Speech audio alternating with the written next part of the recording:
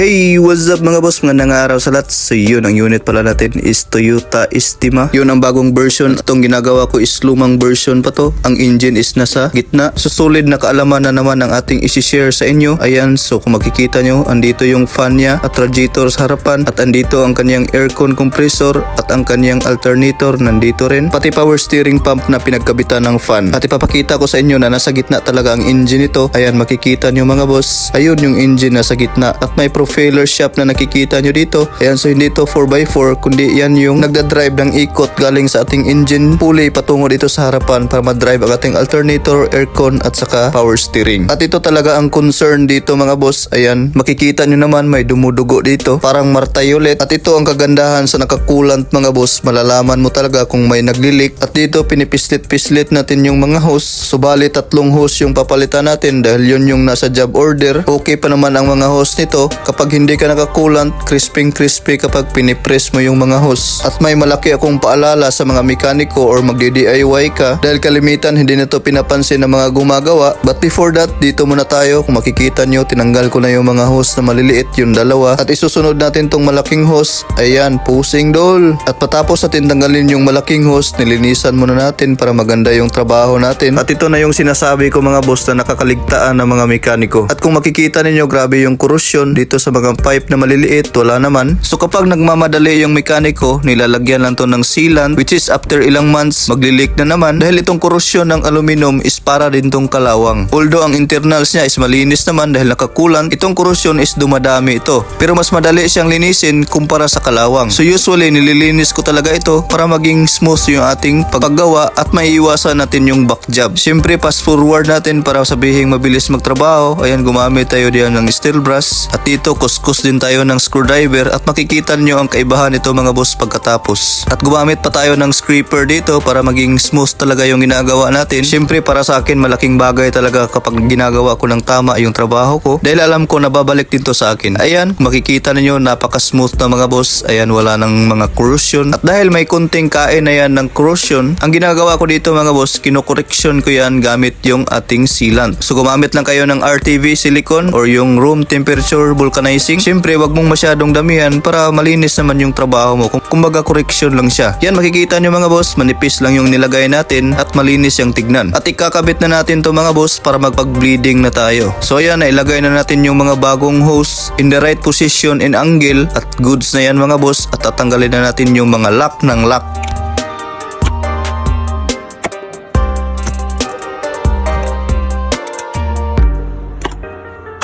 At yun, napaka-satisfying. Ayan, makikita nyo, goods na yan lahat mga boss. At dito na tayo sa magandang part. Ayan, ito yung coolant natin. Mix na to with tubig. 50-50 yung ratio. At dito, ito yung gagamitin natin mga boss. So, ang tawag pala dito is coolant vacuum filler. At ito yung hand pump para sa ating coolant leak tester. At itong pang fill ng coolant gamit yung vacuum is pwede rin itong pang leak tester. So, isang set to, napaka-effective nito sa mga European cars. At ngayon, ituturo ko sa inyo step by step sa paggamit nito. Ayan na yung pormahan niya mga boss. Sundin nyo na lang yung connection. Itong hose na transparent, ito yung ilalagay natin doon sa coolant container at nakisuyo tayo dito sa ating kasama kasi medyo mataas yung sasakyan. Dapat kasi nakasagad yun sa ilalim at dito i-open natin tong valve na to mga boss para ma-open na yung passage patungo sa ating cooling system at dapat naka-close pa itong papunta sa coolant container at dito i-open na natin yung air para mag-vacuum na siya doon sa ating cooling system para sipsipin niya yung mga hangin doon sa loob. Isa rin to sa paraan na ma-determine mo na may leak yung cooling system mo dahil hindi siya magbi-build up ng negative pressure. Ayan, kung makikita nyo mga boss, tumataas yung ating negative pressure. So paalala mga boss, hanggang sa green lang tayo. Wag na tayong lalampas sa yellow or sa red dahil baka madisgrasya ang inyong radiator dahil i-imaginein mo yung bote ng mineral na kung hihigupin mo yung hangin ay magde-deform yung ating bote. At dito mga boss, pag abot ng ating vacuum gauge doon sa dulo ng ating green ay isa-shut off na natin tong valve na to. At the same time, pwede mo na tong i-shut off ang hangin. At dito nyo na makikita ang magic mga boss. Ayan, kung makikita nyo, stable yung ating gauge Ayan, makikita nyo mga boss, stable siya sa green. Kung may leak ang ating cooling system, bababa yan mga boss. Kaya hindi ka na magula-hula dito kung may leak ang inyong cooling system. At dito, i-open na natin yung valve patungo sa ating coolant container. So almost 5 liters to. Tansyado ko na kasi ang sasakyan na to